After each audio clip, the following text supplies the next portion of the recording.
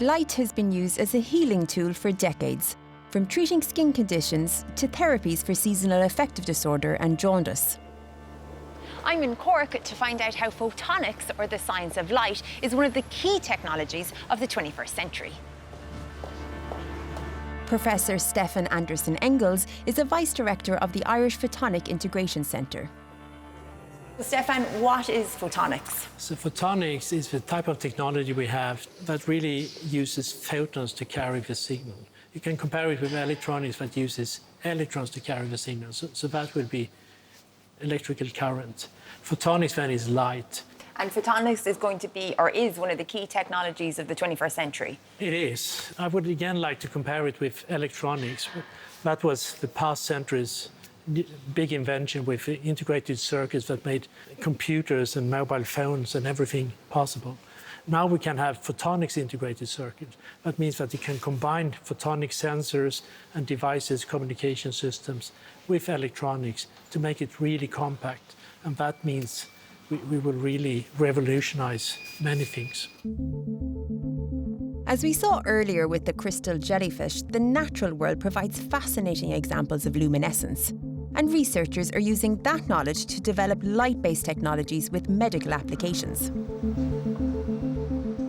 We are working on several projects. One of the projects we are working on is to try to label tissue samples, biopsies from females mainly having breast cancer. So we are trying then to look at biomarkers, specific molecules that are generated on the surface of these cells to see whether we can label those. The research team at Tyndall are creating nanoparticles that, when illuminated with laser light, provide a specific luminescence signal used to detect cancer cells inside the human body. We wanted to differentiate breast cancer cells from the normal cells by using photoluminescence. In our case, we use biomarkers, which are small, tiny particles. We target the cancer cells.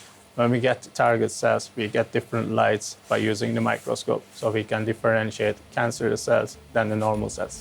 Nanoparticles are giving the bright signal on the microscope. There are loads of cancerous cells here and here.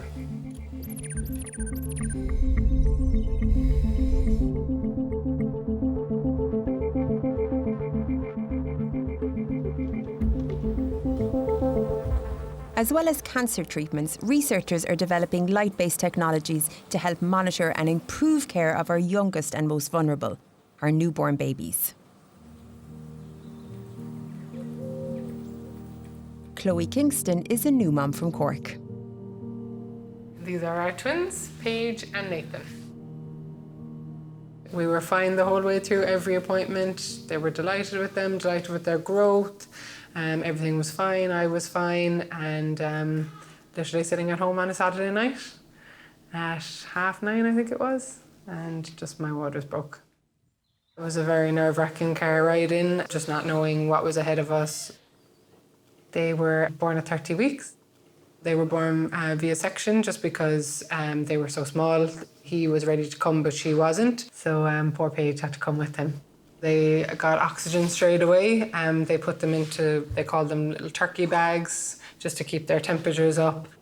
And they went on CPAP straight away and straight into their incubators and just down to the neo. PIC lines put in for bloods and just lots and lots of checks. They're so small, so vulnerable. You don't really like people pulling and poking and prodding at them as it is, but obviously it has to be done. More than 50% of premature babies will experience breathing difficulties because their lungs aren't fully developed and cannot provide enough oxygen. During those first few weeks, the twins underwent X-ray imaging and daily monitoring of the air in their lungs. They were there for 5 weeks and 2 days. I spent all day, every day in there. My husband kept working, as he said he'd take the time off when they came home, and he'd come in the evenings. Then it was only one parent allowed in the neo at a time, so we'd just swap over. But it was all worth it, because they're fine. The Infant Centre in Cork is working with Tyndall to develop infrared light technology with the potential to reduce the use of X-rays and keep track of newborn babies' lungs in real time. We need light that penetrates through the body. Now I take my phone just to show you here.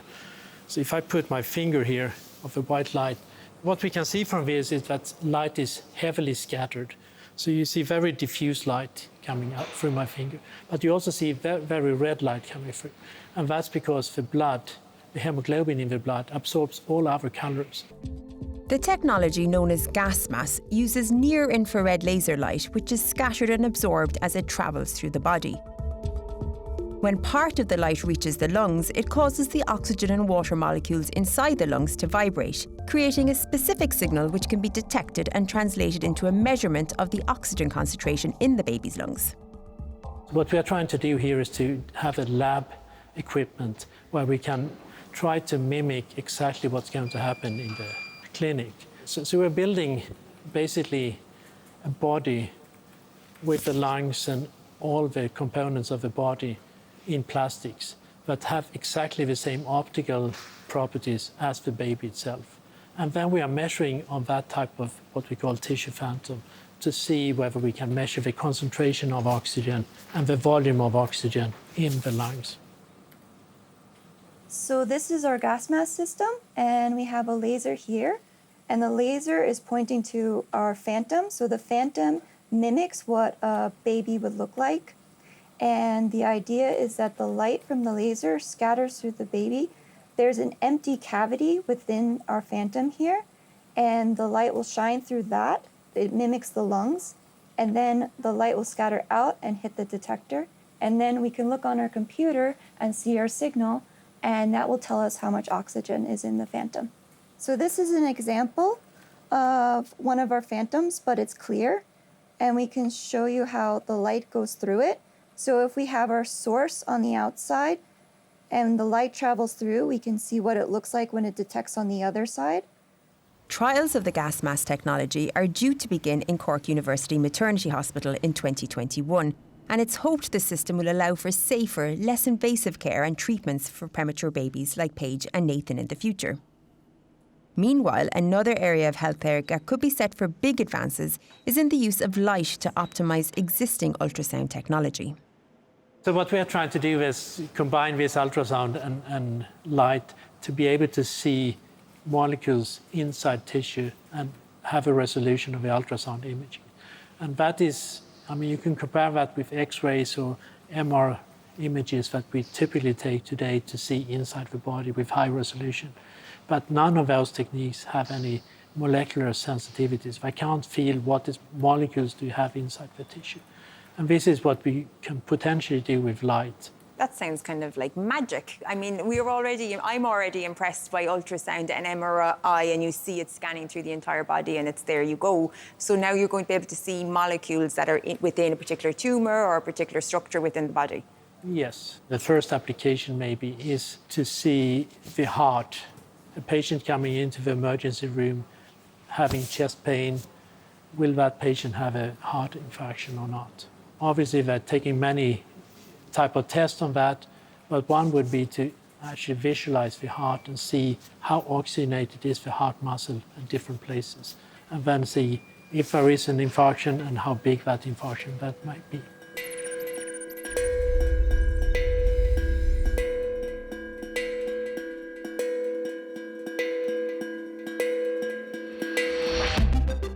And it's not just healthcare applications. The use of light is advancing a whole range of industries, from the renewable energy sector to communication technologies, including whatever device you're watching us on right now. So if I was an aspiring scientist looking for a career in the future, it sounds like photonics might be a place to keep an eye on. Absolutely. Photonics will be the next century's big revolution. And we have one of the best photonics centers in Europe.